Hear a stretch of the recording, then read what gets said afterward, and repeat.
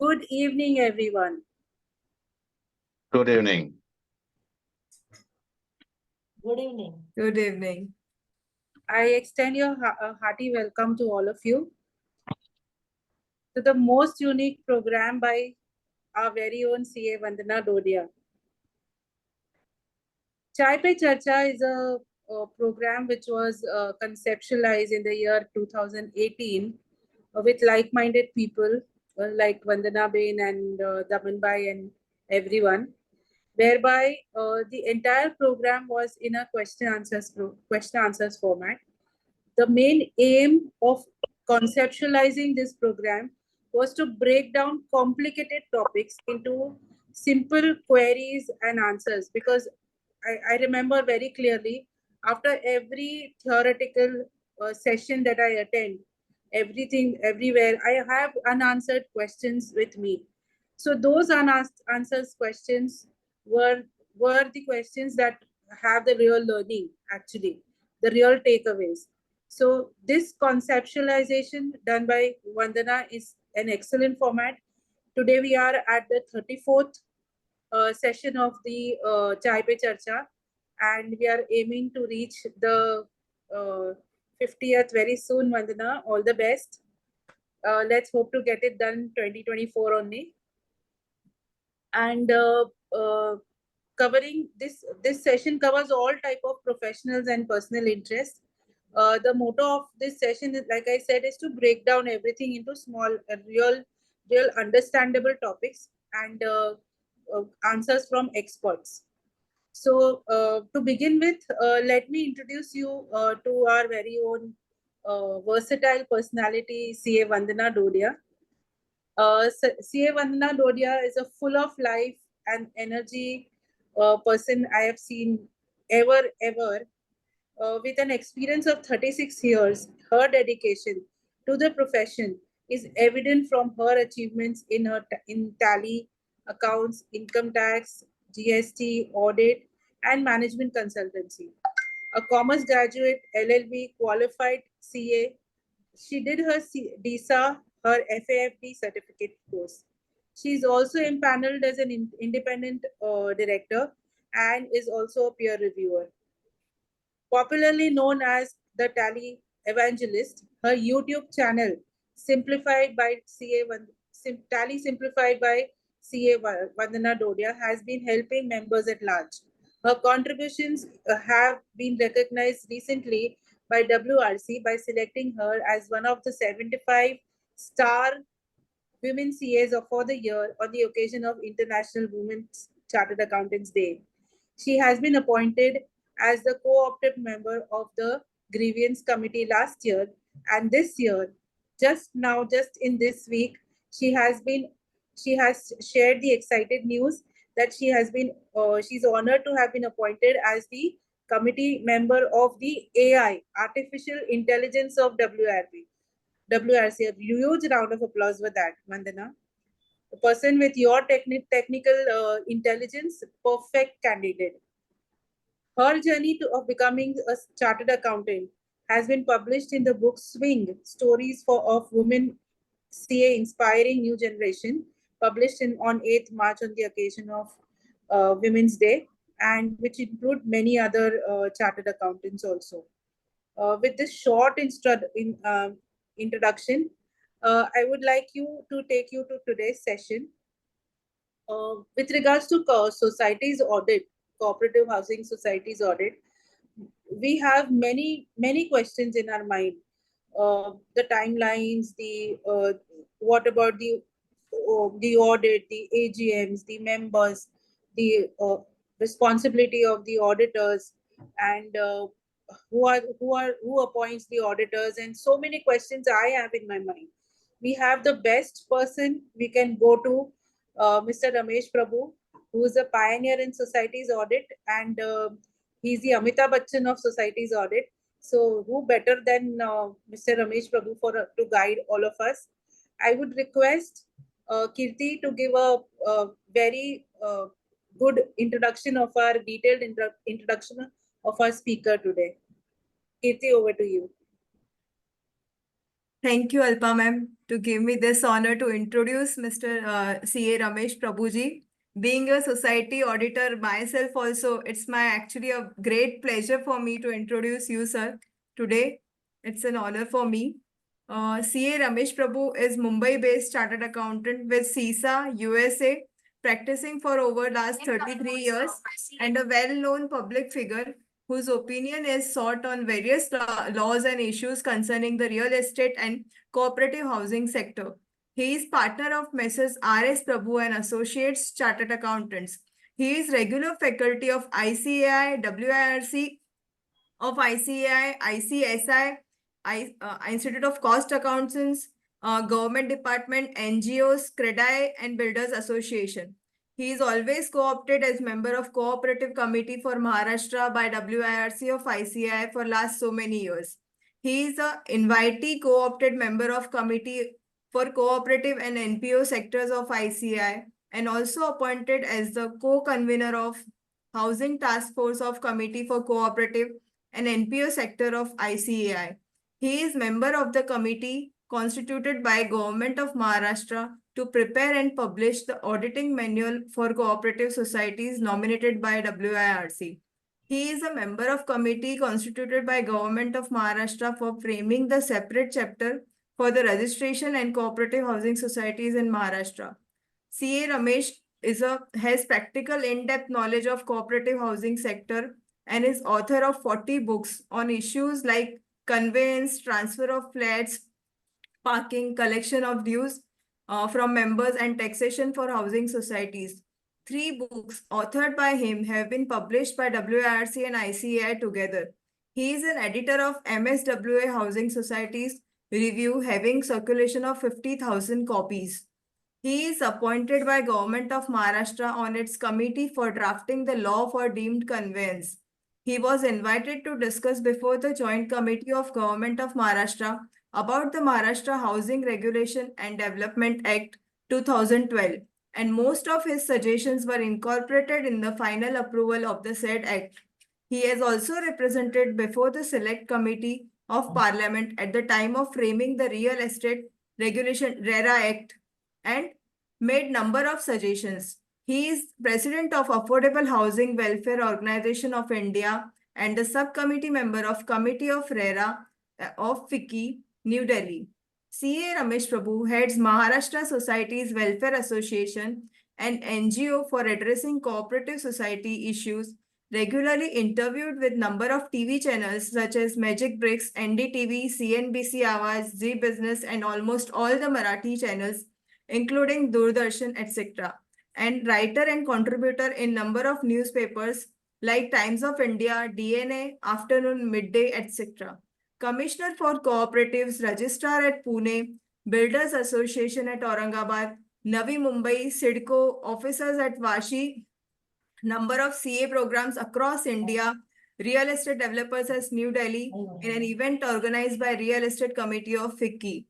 His books on deemed conveyance has been released by the then CM Shri Prithviraj Chauhan with a forward message from Her Excellency Srimati Pratibha Bai Patil, the then President of India, and had occasion to be her guest at Rashtrapati Bhavan.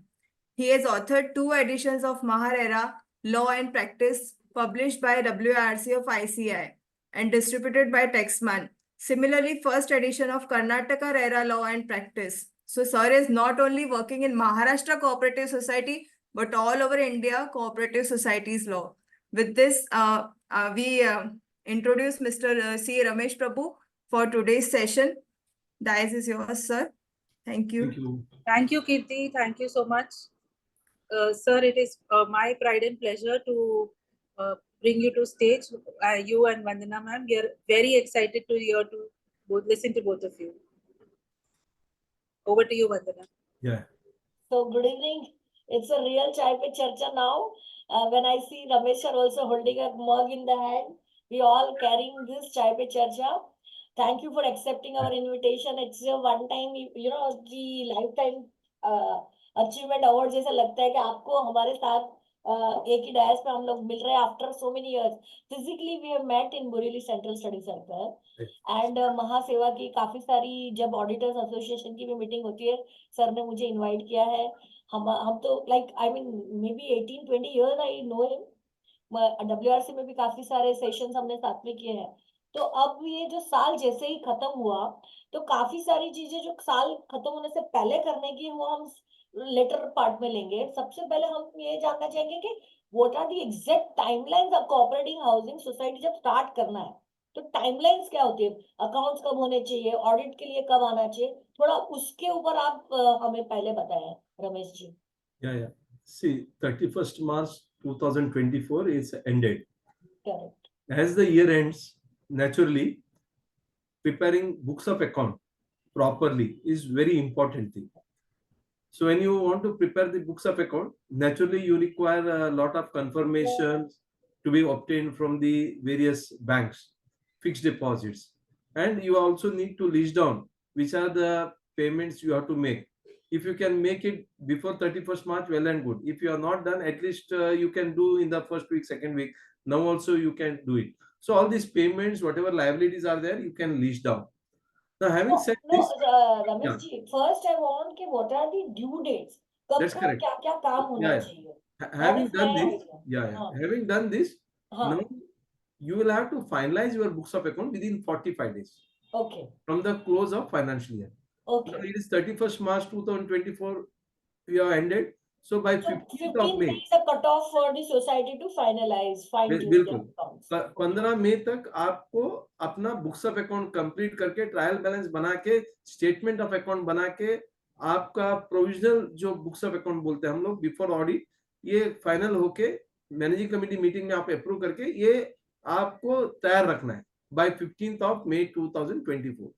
And having done that, you have to give a circular to your members of the society that now the statement of account like income and expenditure, balance sheet, schedules, dues from members, all these are ready.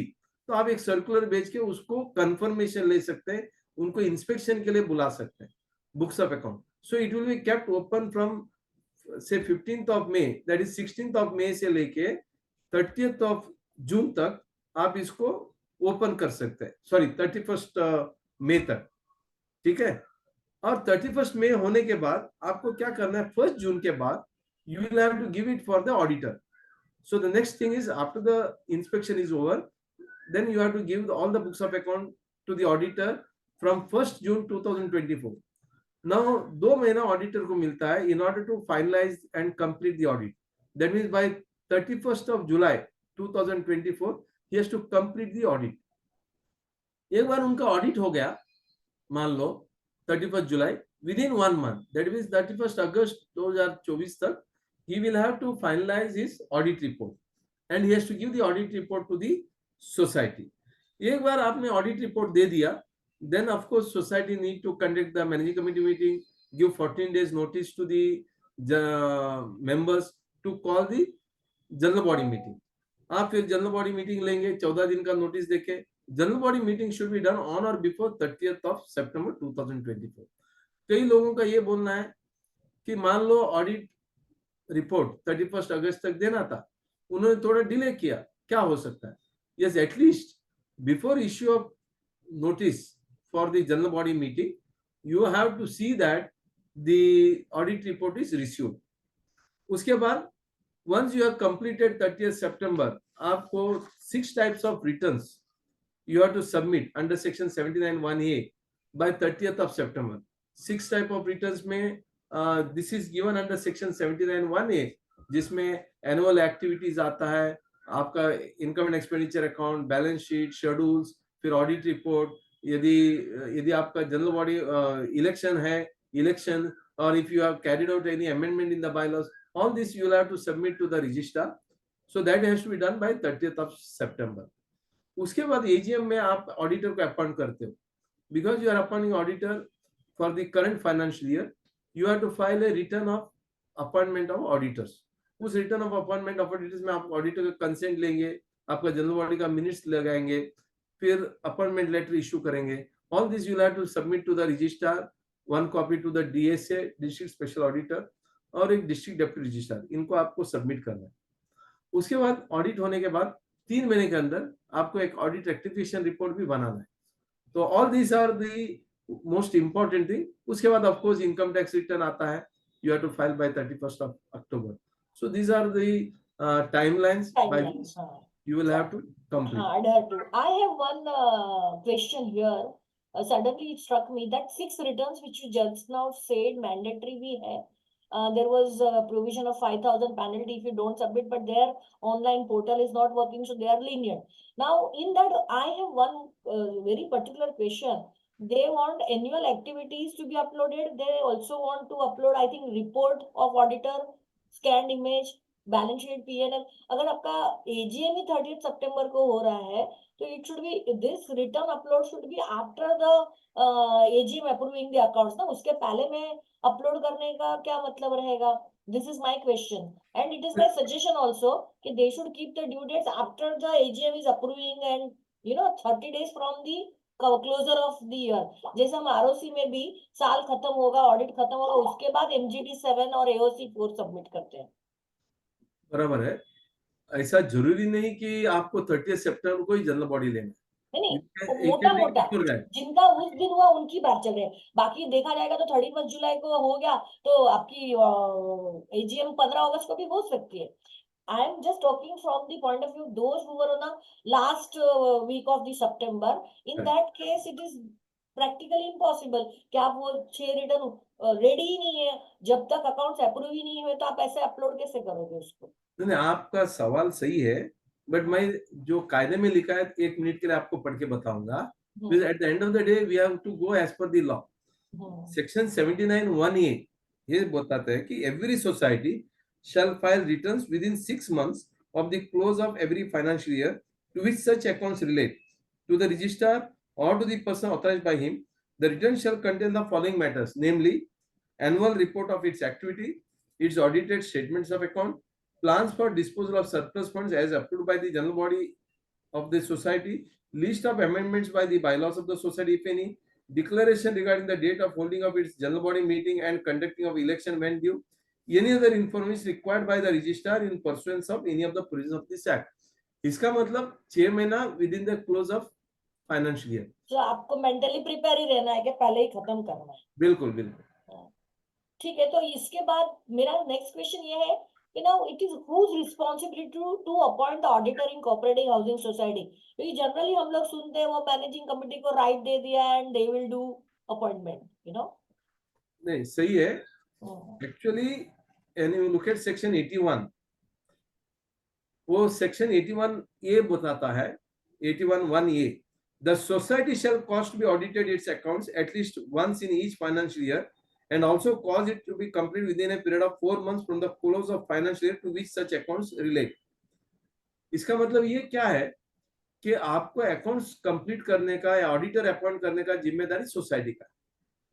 तो पहला क्या था, ये 2014 का पहले वो registrar appoint करता था। It was the responsibility the registrar, the wording was the registrar shall cause the accounts to be audited, but here अभी society shall cause the accounts to be audited, मतलब ये सोसाइटी को appoint करना है। दूसरा सवाल आपने पूछा क्या मैनेजिंग कमेटी ऑडिटर को अपॉइंट कर सकता है? Answer is no. सवाल कई लोग यही बताते हैं कि Sir, we will authorize the managing committee that's what. to appoint the auditor in the general body. No. Certain activity has to be done by the general body. Those activity you cannot delegate. अभी ये delegation क्यों नहीं हो सकता है? Because किसका accounts audit हो रहा है? Accounts audit हो रहा है managing committee का। जो managing committee ने maintain किया या जो office bearer ने maintain किया हुआ society के तरफ का accounts हो रहा है। अभी उन्हीं आदमी को आप ऑडिटर अपॉइंट करने का जिम्मेदारी देते हो तो then there is a clash of interest and therefore the society need to the auditor names can be suggested by the managing committee from the panel of auditors. तो पैनल ऑफ ऑडिटर्स का नाम suggest करो, but delegation of powers cannot be done to the managing committee and if it is done such resolution will be illegal, such appointment will be illegal, and the law will decide that absolutely they are not considered to be properly done audit. Okay. Yes, madam. So now, whom to appoint the auditor of CHS? The way you said कि panel कुछ होती है, so that just throw the light on that, you know. क्या है section 81 में ये बताया गया है 81(1)(a) में कि auditor has to be appointed by the society. मतलब now the onus is on the society. Now if they have to appoint the auditor, naturally they need to be given certain names. So therefore the state government will prepare a panel of auditors with the help of the commissioner of cooperation and register of cooperative societies. तो वो panel 2 साल में एक बार बनता है और अभी का लेटेस्ट जो पैनल है that has been prepared on from 1st April 2024 से लेके 31st March 2026 का next 2 years के लिए 13,797 auditors have been empaneled, and this empanelment has been published in the month of February 2024. So you will have to take the auditor from the same panel. Now in the panel there are 3 classification of the auditor: A class auditor, B class auditor, C class auditor. आपका society को भी A class society, B class society, C class society. हालांकि housing society maximum B और C class है, तो more than मान लो 100 members है, then it is called B classification. If it is less than 100 members, it is called C classification. तो anyhow, आप जो ऑडिटर मान लो बी क्लासिफिकेशन में ऑडिटर है, he can do the audit of B class societies and C class societies. यदि वो C class में है, then he cannot do the B class audit and A class audit, but he can do only C class audit. तो इस तरह का एक जो प्रावधान है, so under section 81(1)(a), it is a panel which is prepared by the government, maintained by the register of societies. From there only you have to take the auditor, and the society in the general body has to appoint those people as a auditor.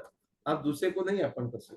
So now the next question comes is that कि AGM तो सितंबर में हो चुके 23 में, तभी जो panel में auditor था हमने उसको नियुक्त किया, और वो अगर नए पैनल में आ गया then it's fine. If it is already there in the new panel, there is no problem, there will be no ambiguity. But in the case of that person is not coming in the panel, तो क्या हम, वो तो AGM खत्म हो गई, उसमें भी अपॉइंटमेंट ऑलरेडी हो चुका था, तो क्या हम फिर से कैसे अपॉइंट करेंगे, या मतलब व्हाट इज द रिकोर्स? वो पहले तो इनवैलिड हो जाएगा क्या उसका अपॉइंटमेंट? नहीं, देखिए, जब आपने जनरल बॉडी में उसको अपॉइंट किया था, he was in the panel. Correct. Because the panel was valid up to 31st March 2024. Correct. From 1st April 2024 नया पैनल आया. Correct. In all probability, it is assumed that the old panel members will be inducted in the new panel.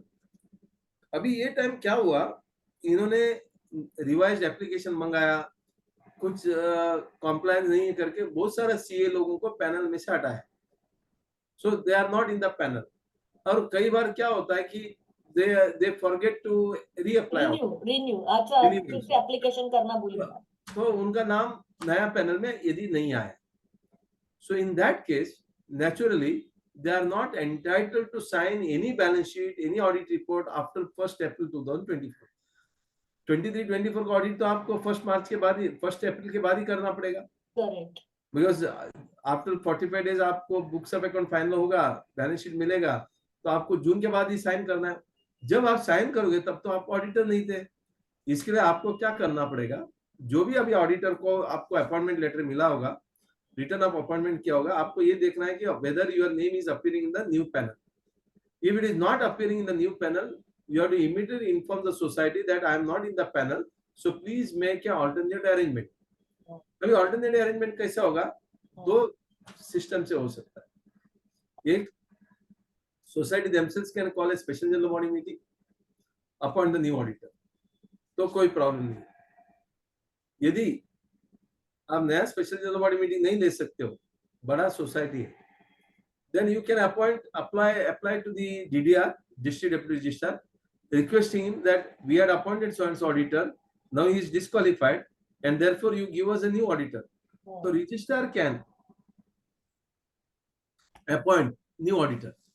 Suppose आप ये न करते हुए same old auditor से आप audit करते हो, one, your audit will be considered as not valid. I was about to ask you what will be the repercussion. If see today we are listening to you, we know कि we have to take care, we have to educate the society people also, managing committee कि बाबा जो पुराने list में था वो आज की list में भी है कि नहीं, वो क्रॉस वेरीफाई करो, and then it is good to go. And if not, in that case, what will be the penalties they will be attracted to?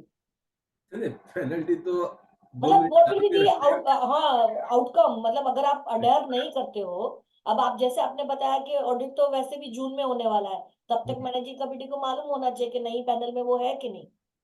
बिल्कुल. तो यदि वो नया पैनल में नहीं है तो आपका ऑडिट जो है ना, it will be treated as invalid. एक बार ऑडिट इनवैलिड हो जाता है, इसका कॉन्सिक्वेंसेस ह्यूज है. अभी एक तो इसके ऊपर एक्शन तो उस ऑडिटर के ऊपर तो हो ही सकता, दैट इज फर्स्ट पार्ट. दूसरा, आपका ऑडिट स्टैट्यूटरी ऑडिट माना नहीं जाएगा. इसके लिए you have defaulted the provisions under the act section 75.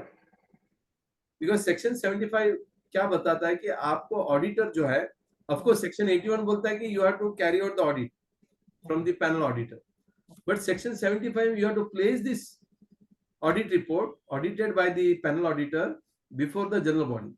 अब वो जनरल बॉडी के सामने नहीं रख सकते क्योंकि it is audit not audited.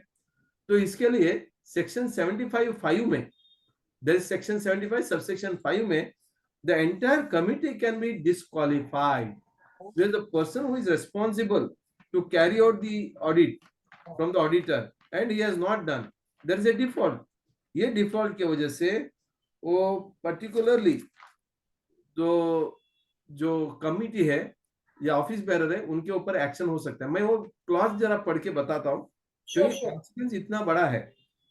If a default is made in calling a general body meeting within a period 75(5) prescribed under section 1 or in complying with section 2, 2A, 3 or 4, the registrar may by order declare any officer or a member of the committee whose duty it was to call such meeting or comply within subsection 2, 2A, 3, 4 and who without reasonable excuse fail to comply with any of the aforesaid subsection disqualified from being elected and for being any officer or member of the committee for such period not exceeding 5 years as may specify in such order, and if the officer is a servant of the society, impose a penalty on him to pay an amount not exceeding 5,000 rupees.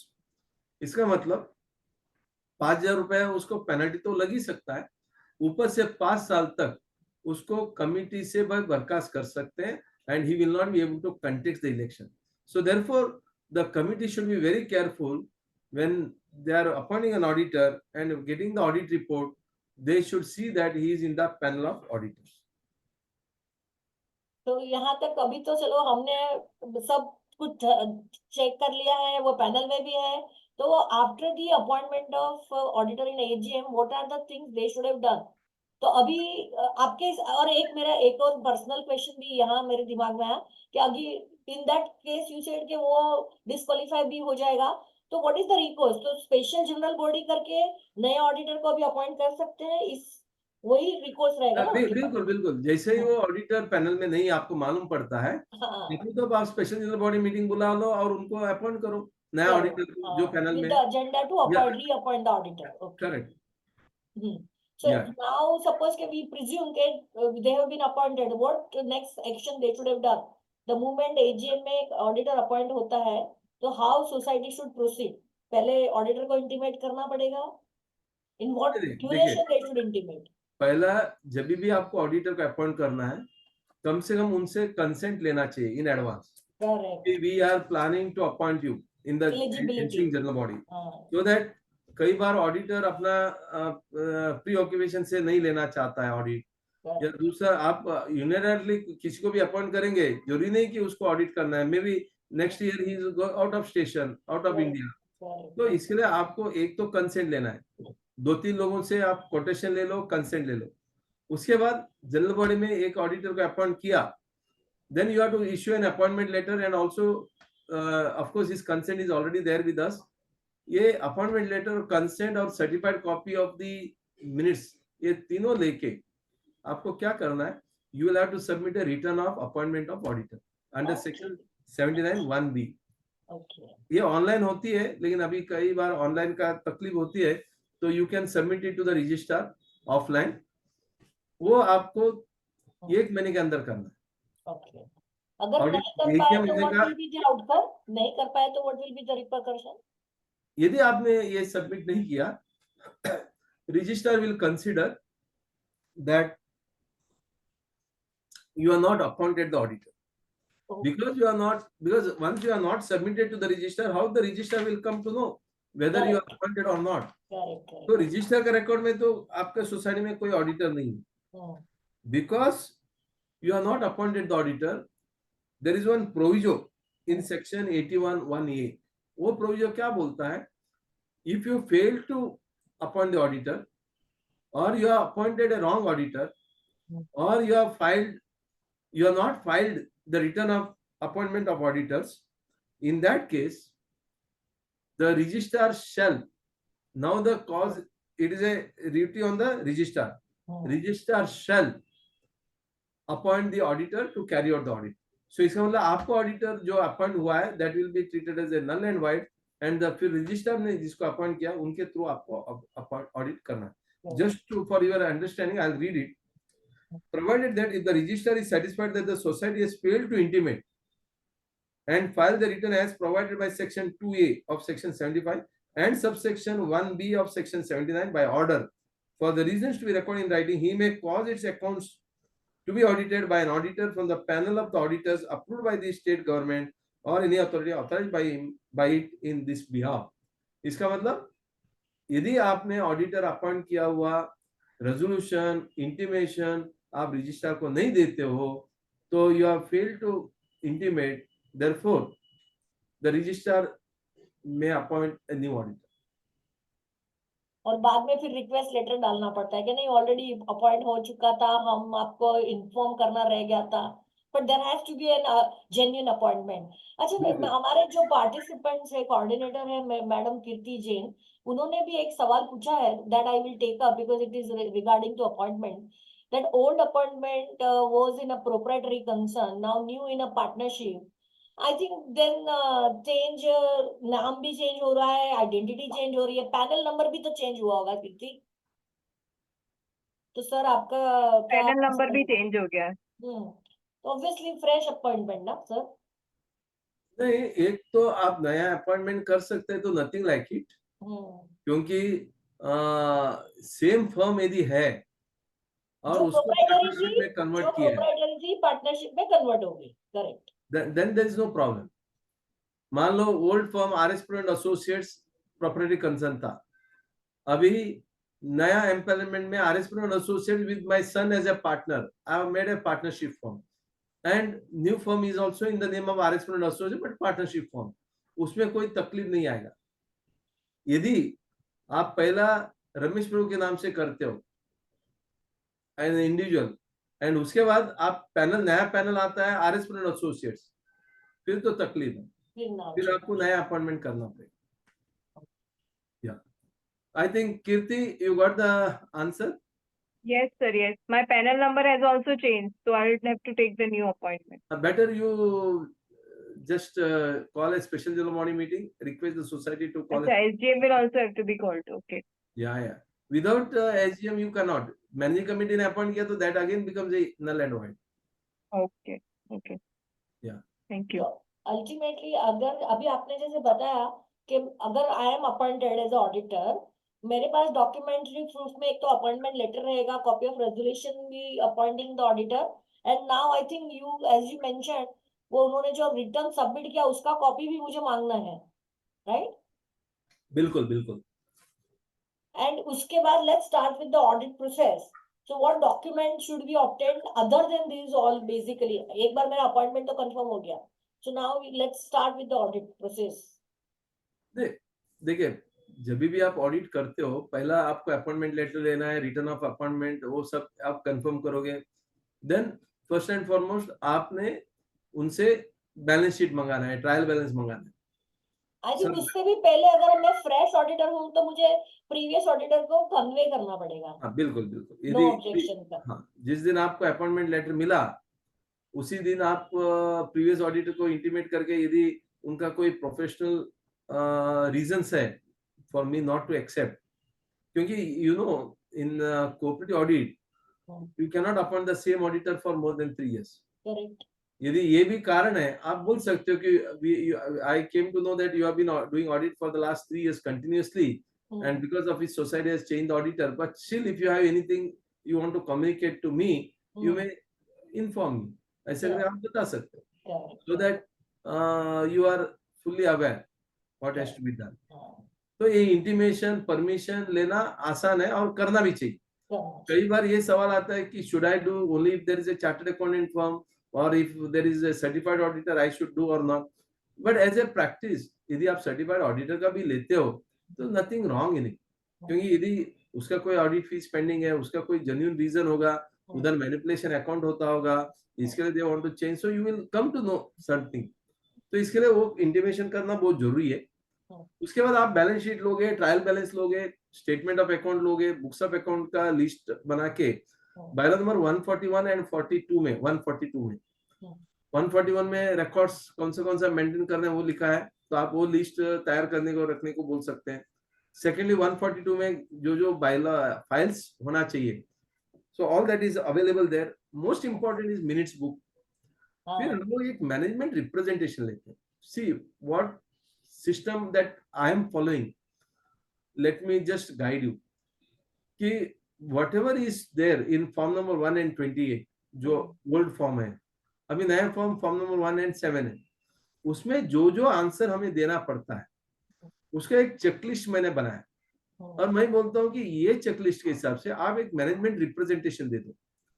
Management representation के साथ who are the managing committee members, how many managing committee meetings they have taken, when was the general body meeting, what is the surplus last year generated, how you have decided, do you have maintained the complaint register, कितने लोगों का dues बाकी है, आपने last bill किसका outstanding है, have you issued the notice. तो ये सब जितने भी एक्टिविटीज हमको रिपोर्ट करना पड़ता है, all that we take as a management representation. यदि वो मैनेजमेंट रिप्रेजेंटेशन लेते हैं, फिर अपने को सिंपल है कि we can only go and verify them. और दूसरा, आप ऑडिट मैनुअल, महाराष्ट्र गवर्नमेंट ने 2018 में ऑडिट मैनुअल पब्लिश किया है, जिसमें मैं of course as a author था, I was one of the contributor. तो ये ऑडिट मैनुअल में उन्होंने list of documents to be obtained along with the draft management representation letter दिए. I think you should go through that, and उस हिसाब से यदि आप सब कुछ लेते हो, और आपको 79(1)(b) का रिटर्न, तो मैंने बताया 79(1)(a) का रिटर्न जो रजिस्ट्रार को सबमिट किया जाता है, वो पास्ट ऑडिट रिपोर्ट और वो फॉर्म रिपोर्ट, वो इम्पोर्टेंट रेक्टिफिकेशन रिपोर्ट. क्योंकि रेक्टिफिकेशन रिपोर्ट एक तो आपको ऑडिट होने के 3 महीने के अंदर आपको ऑडिटर का रिमार्क्स लेके आपको रजिस्ट्रार को सबमिट करना है, वो तो ही है. और हर साल जनरल बॉडी में भी आपको रेक्टिफिकेशन रिपोर्ट रखना है. Sorry to interrupt in between. ये रेक्टिफिकेशन रिपोर्ट अगर रह गया उनका देने का, और अभी जब हम जाते हैं ऑडिट पे और बोलते हैं भैया ये बाकी है, या deputy registrar is also sending the notice nowadays कि why there is no O form submitted, the first thing comes in my mind, when is to be submitted. If there is no remark per se by the auditor, it is a clean report, for example, there is no notes to audit, कोई compulsory है कि ओ देना ही पड़ेगा, नील ओ भी देना पड़ेगा? It is first question. बिल्कुल, जैसे इनकम टैक्स रिटर्न जो हम लोग नील रिटर्न भरते हैं, हाँ, okay.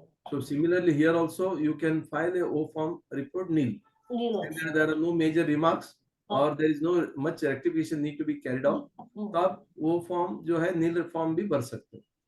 But normally 1 or 2 suggestion objection तो रहता ही है. Based on that, so if the result of the audit held under the last preceding year disclose any defects in the working of the society, shall within 3 months from the date of the audit report explain to the registrar the defects or the error pointed out by the auditor or auditing firm and take steps to rectify the defect.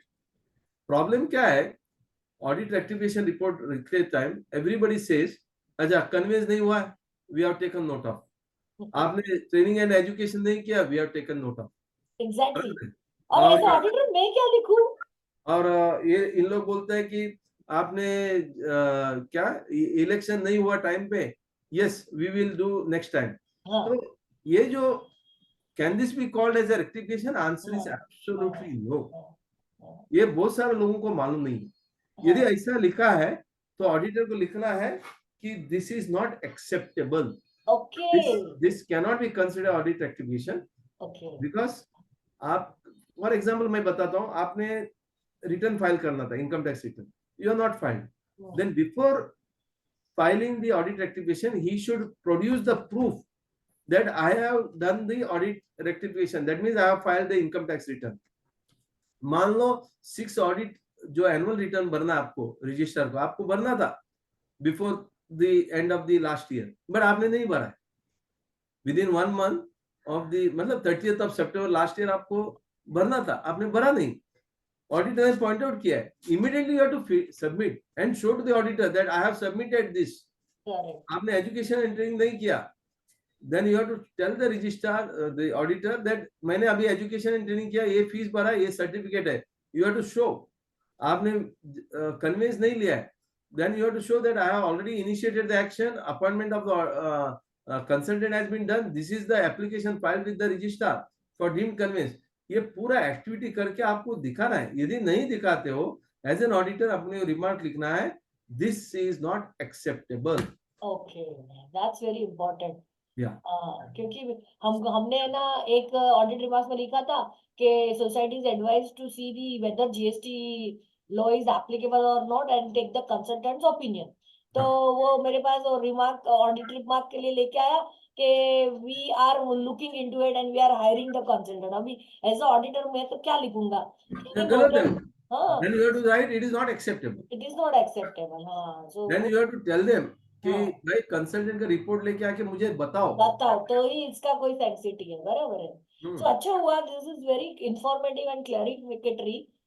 Now एक तो हमारा fees का structure क्या है वो भी बता दीजिए। देखिए फीस तो जो है ना ऑडिट का, एक्चुअली यू मुझे कैनॉट लगता है वो रेकमेंडेटरी है ना कि मिनिमम स्केल है, इट कांट बी अ नहीं मैक्सिमम, नो? नहीं ऐसा नहीं है, इज अ प्रिस्क्राइब्ड फीस। क्योंकि 2014 में गवर्नमेंट ने अपडेट करके एक फीस प्रिस्क्राइब किया है, जिसका फीस हाउसिंग सोसाइटी का 100 रुपया पर मेंबर है in Mumbai. So now other time than to Mumbai, revise.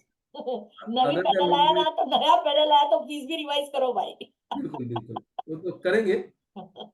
हाँ, अभी अभी जैसे जैसा गवर्नमेंट का कॉस्ट बढ़ते जाते हैं, इन्फ्लेशन, वही हमारा भी इन्फ्लेशन बढ़ रहा है।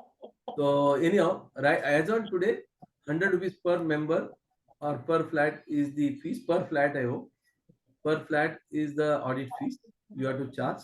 You cannot charge more, neither you can take less.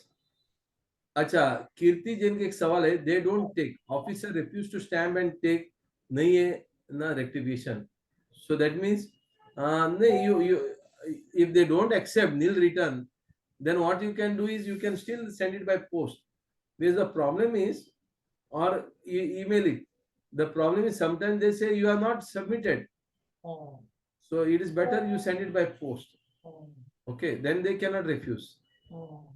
Yeah. Okay. So the now audit का ना वो A, B, C 3 part है, I उसके think बारे में। any participants want to ask any question, they can unmute and ask. That would be better. हाँ, Because we have got only 45 minutes left.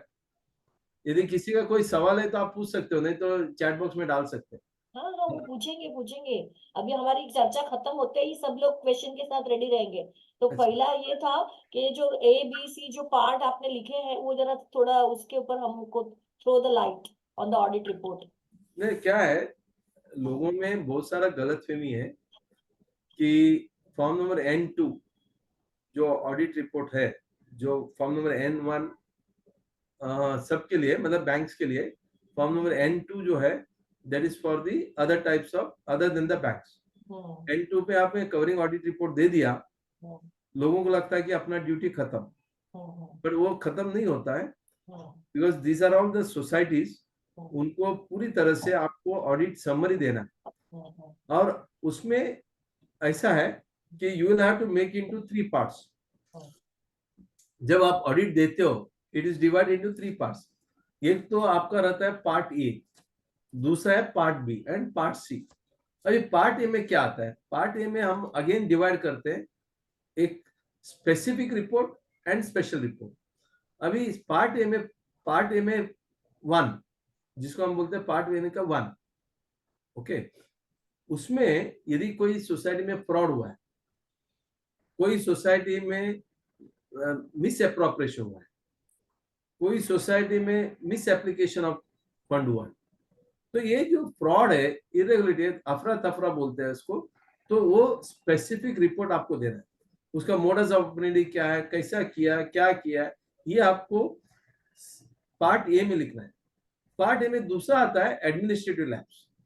Administrative lapse क्या होता है कि आपने जनरल बॉडी नहीं लिया है, आपने इलेक्शन नहीं करवाया, आपने रिटर्न भरा नहीं है, these are all administrative lapses। आपने आई फॉर्म जे फॉर्म रजिस्टर अपडेट नहीं किया, आपने कंप्लेंट को बराबर अटेंड नहीं किया, so these are all administrative lapses। so then it can be written in part A, but that is called special report। why special report? special report इसके लिए क्योंकि these are the actions which are required to be done as per the law, but it is not in done। auditor points out to the registrar, so the registrar can take the action immediately on this। Part A जहां specific report आप देते हो, fraud हुआ है, जैसे और audit report देते हो, with in 15 days you have to again give a specific report to the registrar and take the what is known as permission to file an FIR। आपको FIR भी फाइल करना है। जहां आपका फ्रॉड होता है, it is a duty cast on the auditor to file an FIR। यदि आप FIR नहीं करते हो, आप स्पेशल रिपोर्ट, स्पेसिफिक रिपोर्ट नहीं फाइल करते हो, then naturally there can be action against you as an auditor by the registrar also, and you may be removed from the panel। part B of the audit report आता है, that is something called आपका management working कैसा हुआ, जैसे कि share capital कितना हुआ, increase हुआ नहीं हुआ, कितना मेंबर्स एडमिट हुआ है, कितना आपका रेसिग्नेशन हुआ है, आपका सिंकिंग फंड कितना हुआ है, आपका वेरियस एक्टिविटीज, कितना मैनेजिंग कमेटी मीटिंग हुआ है, कितना क्या क्या निर्णय लिया है, उसका activities. So all this activity report is coming in part B. Part C में अब कुछ अच्छा काम किया है, जहां ऑडिटर को लगता है कि you need to appreciated, he will appreciate also. जहां ऑडिटर को लगता है कि you need to be given more improvement suggestion to improve, then he can suggest for improvement. जैसे कि मान लो आपने कोई कैश पेमेंट ज्यादा किया है, उनको लगता है कि नहीं, you should avoid cash payment, तो ऐसा सब कुछ चीज है ना, वो आपको सजेशन में वो दे सकता है। So this is our part A B C. उसके बाद आपको ऑडिट रिपोर्ट में ऑडिट क्वेरीज आता है, जिसको हम बोलते हैं क्वेरी फॉर्म। फॉर्म नंबर 1 हर सोसाइटी को देना ही है। फिर फॉर्म नंबर 28 जो है, पहले का जो ऑडिट रिपोर्ट का फॉर्मेट था फॉर्म नंबर 28, कई लोग फॉर्म नंबर 1 एंड 28 देते हैं, बट नया ऑडिट मैनुअल में फॉर्म नंबर 1 एंड 7 दिया, तो आप 1 एंड 7 दे दीजिए या 1 एंड 28 दीजिए, कोई भी चलेगा, because ultimately you have to do the audit as per the audit manual.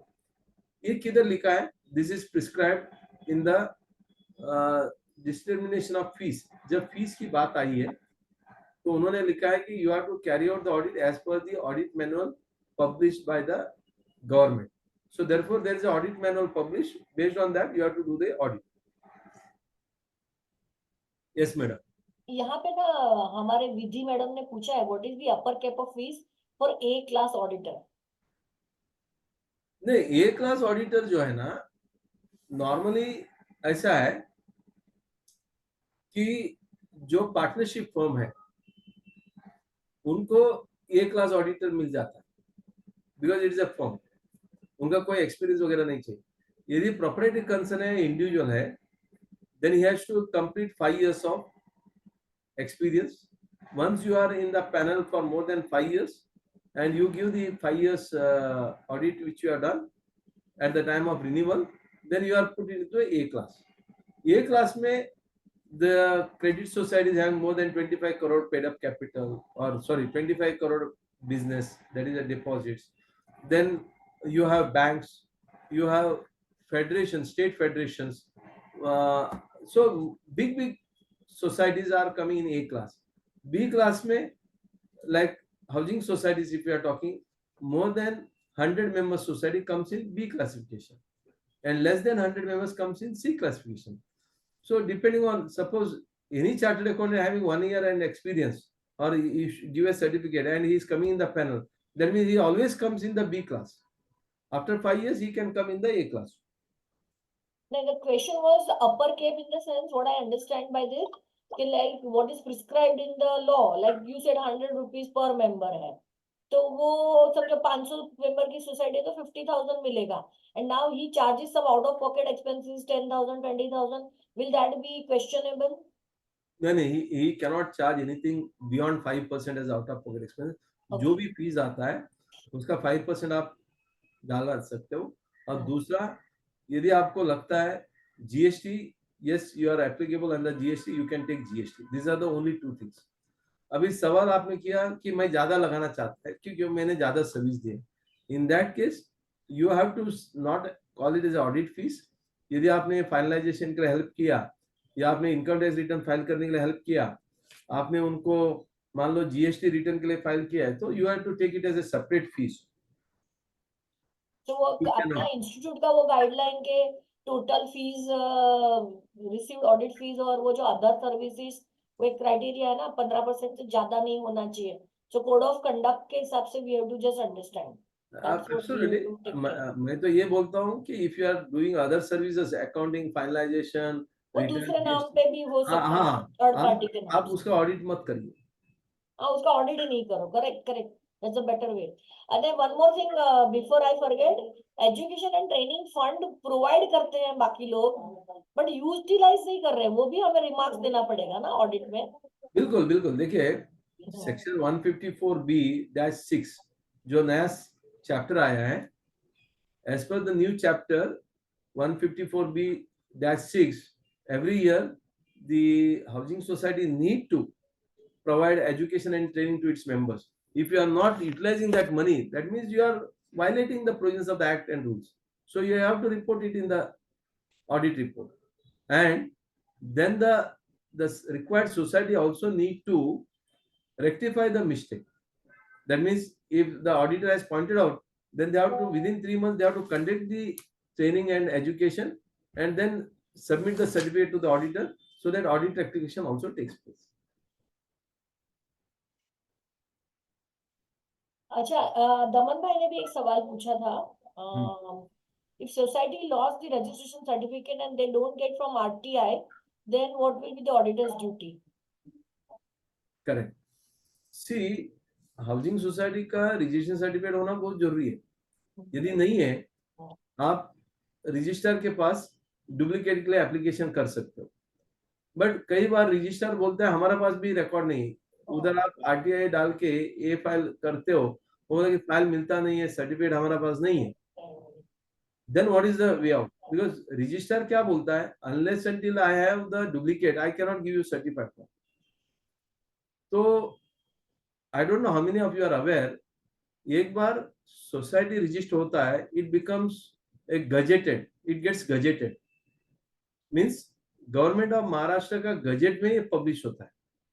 तो आपको यदि ईयर ऑफ रजिस्ट्रेशन मालूम है, उसका 1 साल के पहले और 1 साल, 2 साल, 3 साल के बाद का जितने भी गजेट है, आप गवर्नमेंट ऑफ महाराष्ट्र का गजेट के उधर जाके सर्च ले सकते हो, उधर RTI कर सकते हो और उधर आपको एक गजेटेड सर्टिफिकेट मिलता है. वो गजेटेड में लिखा जाता है, this is to certify that so and so society has been registered vide registration number so and so by so and so register.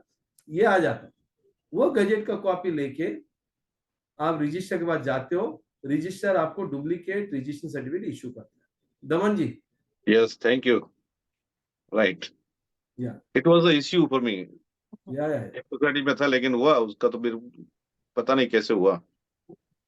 नहीं, वो हो जाता है. वो थोड़ा सा लिंक आपको रजिस्टर भी गाइड करता है, आप गजेट का कॉपी लेके आओ करके, फिर गजेट का कॉपी लेके जाता है तो डुप्लीकेट इशू करता है. Shivani also had one query. Shivani, are you there? Shivani? Hello, हाँ am बेटा. I audible? Yeah. Yeah, actually, sir, my query is there are societies which have their PAN as AOP.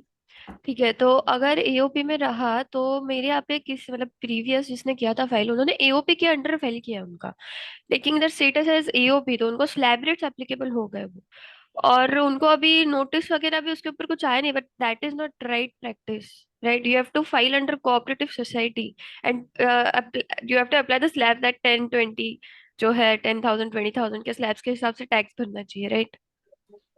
First of all let us look at the status. हाँ. Status में एक individual आता है, HUF आता है, EOP आता है, बराबर, ट्रस्ट आता हाँ. है, हाँ. ओके, कंपनीज आता है, हाँ. ओके, फर्म आता है. हम्म. So in this particular case, it is AOP. Yeah. Housing society is legal status is AOP. But when you talk about rate of taxes, because it is a housing society or a cooperative society, the slab is up to 10,000, 10%, 10 to 20. Yes, 20 above it 30. वो तो slab है. Yeah. वो AOP का, see, PAN comes as AOP only. You don't have get a PAN saying that society. Yeah, no, I get that, but filing the return by taking AOP ka slab, that is not right. No, you should not take that slab, na. Yeah, correct. So if somebody is taking that slab, No, actually they were filing return like that since 2020. तो अभी तक उनको कुछ notice या फिर कुछ आया नहीं, तो इसलिए आई वाज कंफ्यूज्ड देयर कि ऐसा कैसे हो रहा है, क्योंकि एओपी के तो अलग ही है कंप्लीटली, राइट? स्लैब्स का जो है देखो, आपको भाई पता है, वो छोटा छोटा रिटर्न है, उसके ऊपर ज्यादा ऑफिसर टाइम नहीं गवाते हैं. हाँ, नहीं, कुछ कुछ सोसाइटीज है जिनका रेंट इनकम वगैरह कुछ 20 लाख प्लस उनका दिख रहा है, मतलब टोटल, तो इतना ज्यादा हो रहा होगा, तो फिर इसीलिए मुझे लग रहा था कि ऐसा नहीं होना चाहिए. नहीं, वो गलत हुआ है. So हाँ. they should go with the slabs only. Slabs, no? Sir, can I help? Yeah, go ahead. Can I help? Madam, for the AOP, you have to select cooperative society in the return. Then it will take it as a cooperative society.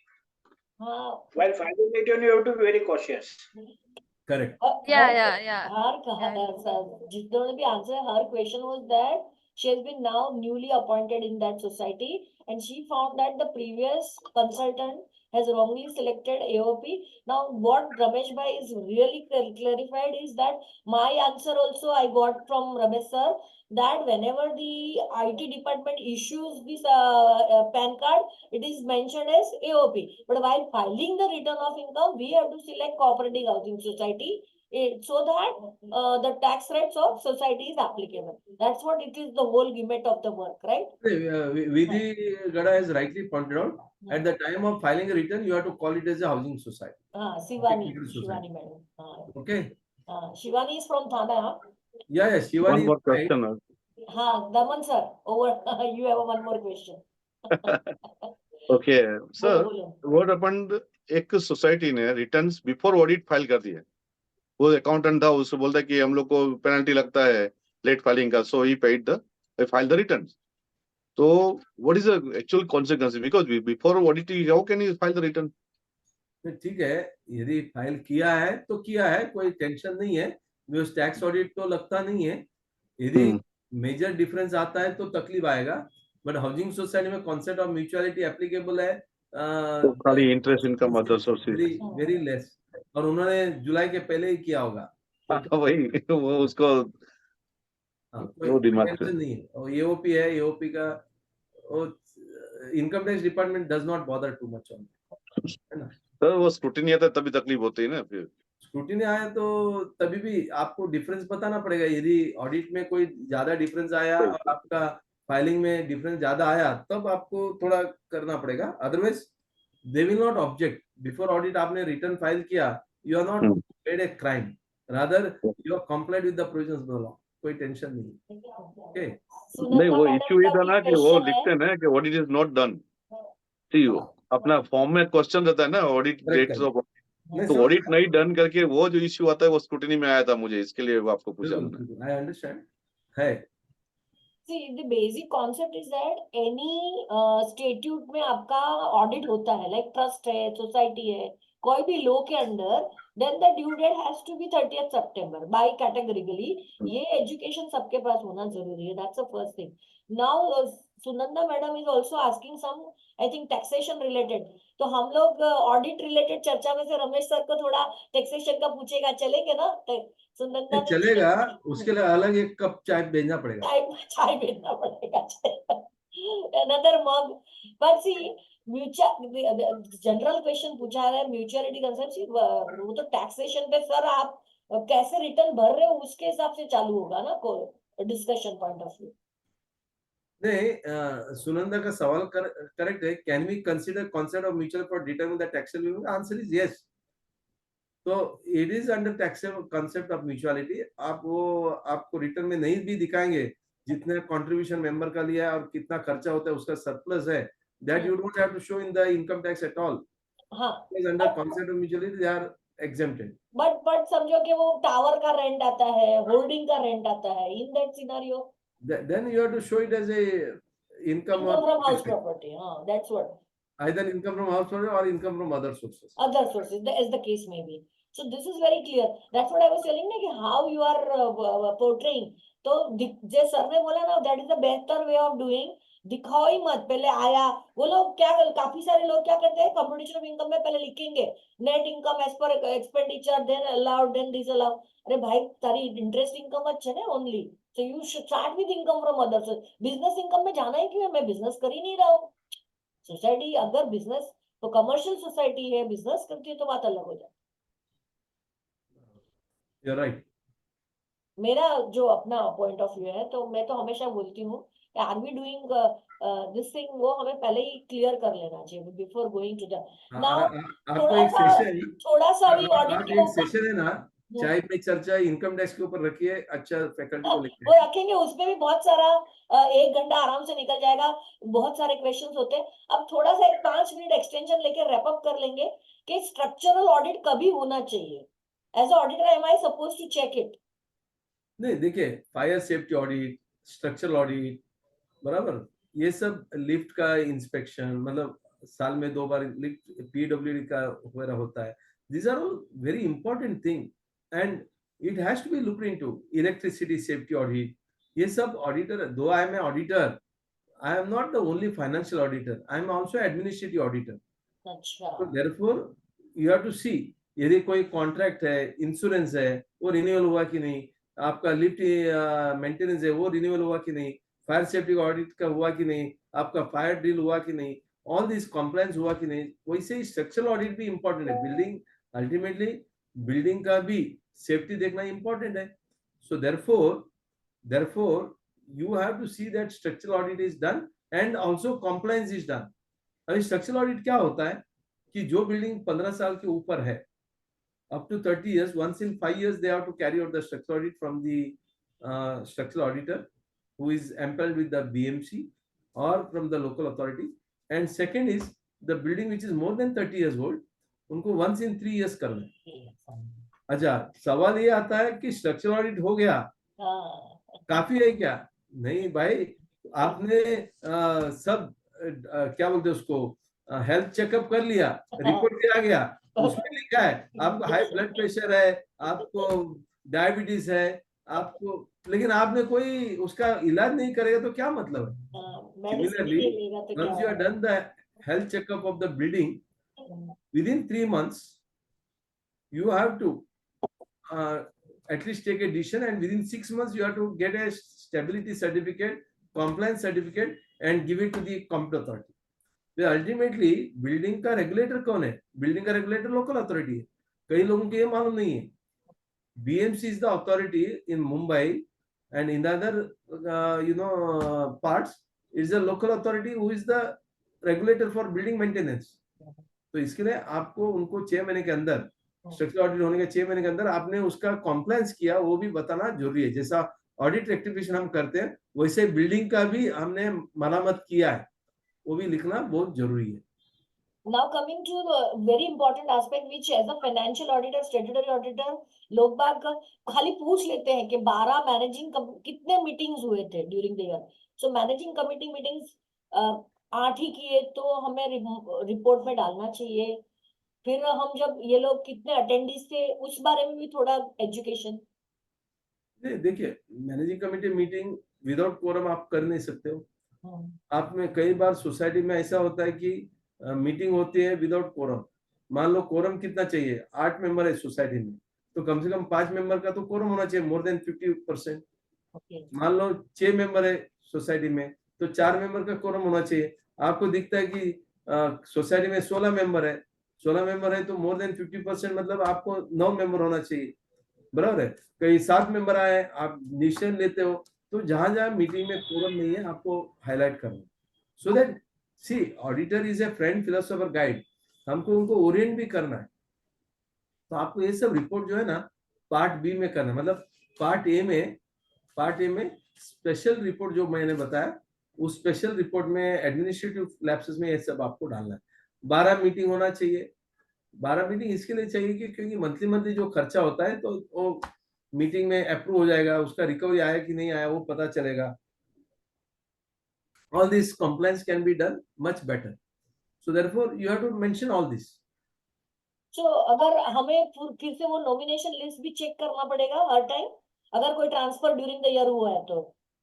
नहीं, हाँ, as a auditor पहला चीज आपको ये करना है कि आपका सोसाइटी में कंप्लेंट रजिस्टर होता है कि नहीं होता है। यदि कंप्लेंट रजिस्टर नहीं है, यदि कंप्लेंट होता है उसका कॉम्प्लायंस हुआ कि नहीं हुआ, तो उससे पता चलेगा क्रिटिक्स कितने हैं।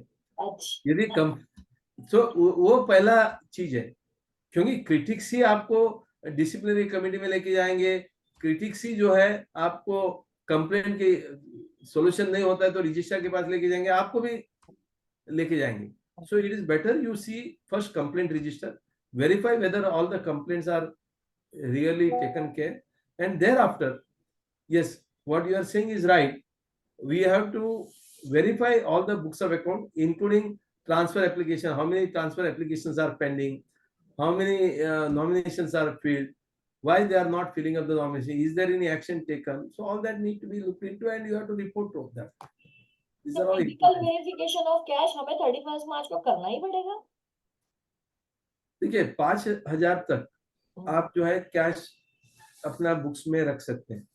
Actually any day it should not be more than 5,000। सो मैं तो हमेशा हाउसिंग सोसाइटी को बोलता हूँ, भाई आप पूरा का पूरा चेक से पेमेंट ले लो और आपको पेटी कैश के लिए 5,000 रुपए निकाल के रखो, बाकी मैक्सिमम पेमेंट भी आप चेक से करो। So this way that is a possibility. So yes you have to see that you keep less than 5,000 rupees in hand.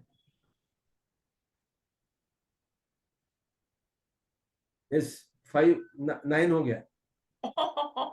मैं बोली अभी पार्टिसिपेंट्स को सी बेसिकली जो आज का चाय पे चर्चा था ना, वो हम auditors point of view perspective, क्या टाइमलाइंस है वो सब हमें समझना था, क्या हमारा रिस्पॉन्सिबिलिटीज है, क्या हमारी ड्यूटीज है। तो मुझे ये लाइन इनकी बहुत अच्छी लगी, फ्रेंड, फिलोसोफर एंड गाइड भी बनना है, साथ साथ में हमारे पर एक्शन नहीं लेवे वो भी हमें ध्यान रखना है। एक जाते जाते लास्ट क्वेश्चन में पूछना चाहूंगी कि सिंकिंग फंड कभी कभी वापर सकते हैं क्योंकि पीपल अच्छा एयरमार्क नहीं करते हैं FD, so in that scenario क्या मतलब वो सिंकिंग फंड कहाँ गया कि मतलब एफडी ही नहीं बनाई है उन्होंने, तो कैसे what will be my this thing? नहीं, नॉर्मली सिंकिंग फंड है ना, आपको 0.25% आप कलेक्ट करते हो। आपको जैसे जैसे कलेक्शन आता है कि you have to keep at least at the end of the year you have to see that you create a fixed deposit for the sinking fund amount. ये जगह में नहीं करते, गलत है, आपको रिमार्क्स डालना है कम से कम उनको नेक्स्ट ईयर, और जितने भी इंटरेस्ट उस सिंकिंग फंड के ऊपर एक्रू होता है that also need to be reinvested. And then when where you can use this sinking fund can be used only for major repairs and of course reconstruction. अभी major repair में may be once in 3 years 5 years जब आप structure audit करोगे उधर उस time में आप general body का रेजोल्यूशन पास करके sinking fund can be withdrawn and used for major repairs. You cannot use for any other thing. If you have done that, it is a misapplication of money. Then you will have to of course report in your A part. And अभी अभी मेरे को और एक सवाल आया कि there was excess of expenditure or income in the last year 1 lakh rupees, in the current year if there is a excess of income or expenditure 50,000, so that transfer to general reserve or 25% जो करना होता है वो इस साल में पहले करने का, फिर बचा हुआ इनकम एंड एक्सपेंडिचर के सामने एडजस्ट होगा या हाउ टू गो? कि पुराना ऑलरेडी लॉस में है तो ये 50,000 सीधा 1 लाख के सामने एडजस्ट करना है. This is a very stupid question but I have a question. नहीं, you have a valid question हाँ. कि कई बार लोगों को ऐसा लगता है कि करंट ईयर का जो प्रॉफिट है ना, करंट ईयर का जो सरप्लस है उसके ऊपर 25% आपको ट्रांसफर करना है. बट करंट ईयर का 25% ट्रांसफर आपको नहीं करना है. Okay. You have to transfer 25% of the previous year. मान लो आपका लास्ट ईयर का बैलेंस शीट में 1 लाख रुपए लॉस था. करेक्ट. Carried forward. हाँ, वो कैरी, उसके ऊपर तो आपको 25% ट्रांसफर नहीं करना है. करना ही नहीं. करंट ईयर में आपको 50,000 आया सरप्लस, ठीक है, वो 50,000 के ऊपर आपको ये साल ट्रांसफर नहीं करना है. नेक्स्ट ईयर का जो बैलेंस शीट आएगा, यदि आपने बोला कि 50,000 ये टाइम है, आप तो -50 ही रहेगा तो भी नेक्स्ट ईयर भी नहीं होगा जब तक वो सरप्लस में कन्वर्ट नहीं होता. यू मीन टू से नो नो नो, आप नेक्स्ट ईयर में 50,000 जो सरप्लस है उसके ऊपर आप कर सकते हो. लास्ट ईयर का 50,000 के, क्योंकि अभी सरप्लस, करंट ईयर में आपको सरप्लस आया ना, करंट ईयर का जनरल बॉडी में आप रेजोल्यूशन पास करो, 25% will be transferred to the general reserve, and by passing a resolution in the next year books of account it will be effective. Okay, now I understood. Daman sir, any विशेष टिप्पणी? बहुत tricky है, काफी सारे लोगों को ध्यान में नहीं आता ये सब चीज, तो वो फिर बाय डिफॉल्ट करते रहते हैं. So it should be also approved in AGM के भाई लास्ट ईयर डेफिसिट था तो करंट ईयर का सरप्लस का 0.25% हम नेक्स्ट ईयर में ट्रांसफर करेंगे. मुझे लगा आप बहुत बड़ा बड़ा सवाल करेंगे, लॉ पॉइंट निकालेंगे करके मैं कायदा लेके बैठ गया. मैंने बोला आप तो एनसाइक्लोपीडिया हो सर, हमको पता है. मैं बोला वंदना मैडम क्या क्या सवाल निकालेगी. हमारा सर प्रैक्टिकल क्वेश्चन होता है, कायदे से कोई मतलब नहीं होता है हमको. वंदना मैडम का क्या है मालूम नहीं. एक मैडम, अब एक सवाल लोगों का मन में रहता है कि यदि मुझे करंट ईयर ऑडिटर करके अपॉइंट कर दिया, मैंने एक्सेप्ट भी किया, मुझे पता चला कि गया लास्ट 5 साल का ऑडिट पेंडिंग है, can I do? The answer is yes, you can still go ahead and do it. Only thing you take the, once again if you take SGM and do the appointment, well and good. Otherwise also, once you are appointed as a current year audit, you raise the query to the managing committee and let the managing committee say that since they are pending, you only carry out the audit. तो आप उसको audit को carry out कर सकते हो, कोई तकलीफ नहीं है. ओके, अच्छा किया, बता दिया. और यूडीएन आपको जनरेट करना है. आपको पता है कि 60 डेज के अंदर आपको यूडीएन जनरेट करना है और जनरेट करके आपको उस डालना है. कई बार लोग यूडीएन भी नहीं डालते हैं. हो सकता है ऑडिट रिपोर्ट के अंदर ही यूडीएन डाल दीजिए ताकि आपका वो चीज रह ना जाए, नहीं तो unnecessarily you will be called, you know, disciplinary action वगैरह होता है. Okay. Overall, it was interesting, very interesting. Best and most important. Sir, I have one question. You can ask the question. Best and most important. Let the auditor mention in his report at least keep a complaint register. ये complaint register बहुत बहुत बढ़िया है और auditor को उसके ऊपर ज्यादा ध्यान देना है. कौन सा टाइप का कंप्लेंट उस सोसाइटी में है आपको पता चलेगा. यस, हाँ, सवाल किसका है? Sir, one of my societies formed on 25th January 2024 this year, before 31st March. So their audit and all will come in the next year, na March 25, na? Or this 2 months audit will be required?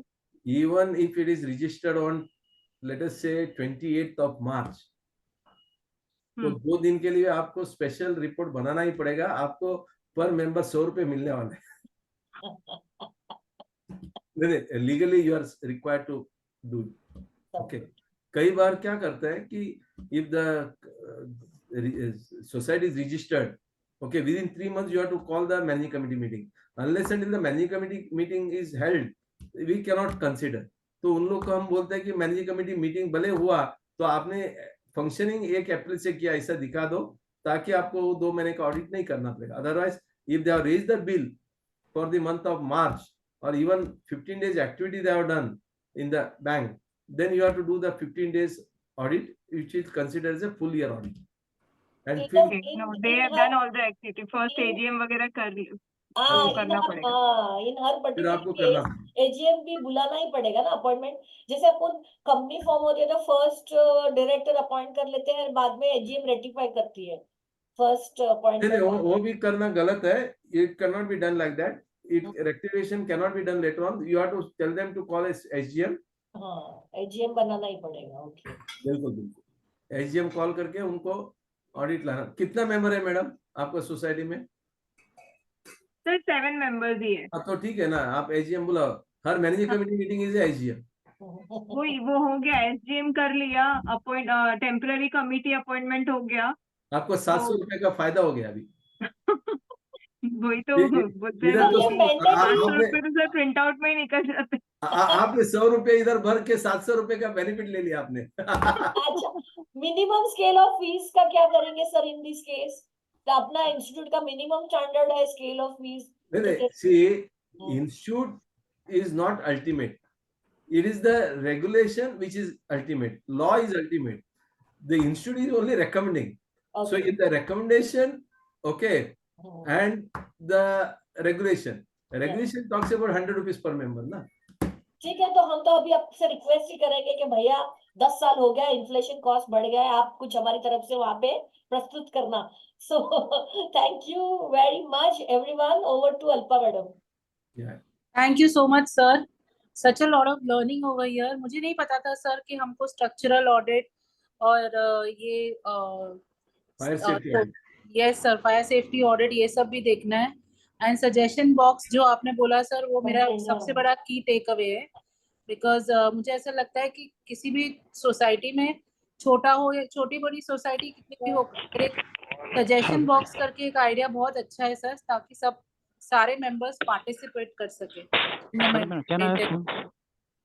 Sir, very nice session, sir. All the questions answered. Over to Sangeeta ma'am to give a formal vote of thanks. I think somebody wants to ask you a question. Someone wants to ask the question. Yeah, if somebody wants to Can- ask a question. Yeah, please Yeah, ask. can I ask one question, sir? Prabhuji? Yes, please. Yeah, I just one silly question. We allowed the classes, A class, B class, C class to the society after audit. Yeah. Hello, can you hear me?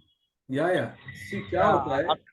After audit, we allowed the classes A class, B class to the society. So, there are any special parameter or some procedure is written in the act for the housing society to allow See, the classes? normally this is prescribed. Normally, mark fees and everything is prescribed by the cooperative commission. अच्छा. But housing society के लिए ऐसा कोई prescription नहीं है. However, आप एक auditor manual जो government ने publish किया, if you go through that, you'll see 4 to 5 parameters are given, based on which you can allot your own marks to them. हर एक पैरामीटर के लिए मान लो 10-10 मार्क, 50 मार्क है, 50 में कितना ज्यादा मिला, तो based on that you can give A, B, C classification. तो there is no prescribed mark sheet, neither there is any prescribed guideline. Okay, but लोग नॉर्मली B देते हैं, कई जगह में बहुत सारा कॉम्प्लायंस का इश्यू है तो C देते हैं. एंड ये बहुत कम सोसाइटी में होता है, जहाँ छोटा सोसाइटी है, सब कुछ अप टू डेट है, कन्वेंस हो चुका है, डिफॉल्टर नहीं है, तो मैनेजमेंट अच्छा तरह से देख रहे हैं, आपका जो जिसको हम बोलते हैं कि क्वेरीज कम है, रिमार्क्स कम है, तो फिर आप ये ग्रेड भी दे सकते हो. But grade is the normal. Thank you, sir. Thank you, Jayaprakash sir. Thank you, sir. Ramesh sir, over to you, Sangeeta ma'am. Yeah, thank you, Alpa. It is my pleasure to give this vote of thanks, sir, Ramesh sir. The session was wonderful. And as always, Vandana always has the practical aspect rather than just a theoretical. आप fully prepared थे, लेकिन मुझे लगता है जितने सवाल थे, जितने questions थे, वो सारे ही properly answer हो चुके हैं. Members are all satisfied. I guess all the participants have really gained an insight, a knowledge. In fact जो कुछ सवाल नहीं पूछा वो भी आपने आंसर कर दिया कि अगर पहले का ऑडिट नहीं हुआ है तो हमको एज एन ऑडिटर क्या करना चाहिए. So we gain from your insight also, मतलब यू आर एक्सपेक्टिंग कि ये क्वेश्चन आएगा, नहीं आया, then to you resolve it. So that was really good. And आज सही मायने में चाय पे चर्चा थी, जहाँ पे स्पीकर अच्छे से चाय पी रहे थे. इट वाज लाइक एक्चुअली अ चाय पे चर्चा. So thank you, sir. Yes, thank you so much for being over here as a speaker today, enlightening everybody, resolving छोटे से छोटी query. जैसे वंदना को लगा it is a silly question, but no, it is silly question से ही हमारे जो है doubts अच्छे से clear हो पाते हैं. कई बार हमको लगता है कि नहीं ये पूछेंगे तो what will people think, they'll judge कि अरे इतना छोटा सा question, but In fact, it is a question in most of the people's mind, like in everybody is hesitant to ask. So thank you, sir, for being here and solving everybody's queries, practical aspects Right. of the audit as an auditor. Yeah. He also gave an insight about matlab, as a society, committee members, what are the things they need to be careful about while appointing an auditor so that they are not disqualified being a committee member. So that was also wonderful takeaway. Also, the hint that you gave that you need to go through the complaint register, that will also give you an hint key how the society is functioning, what are the issues that the society is facing and the members, the committee members are not taking care of. So, उस area पे हम ज़्यादा concentrate कर सकते हैं. So, thank you for Okay. all that insightful knowledge that you have Yeah. shared, and thank you, Vandana, for this wonderful session today. Vandana madam, good evening, good night. Thank you. Thank you very The much. next meeting will be on TDS. Okay, wonderful. Okay. Thank you. Bye. Thank you, everybody. Thank you, participants. Bye-bye. Yes, Thank bye, you. everybody. Have a Thank you, good thank you, day. thank you. Good day.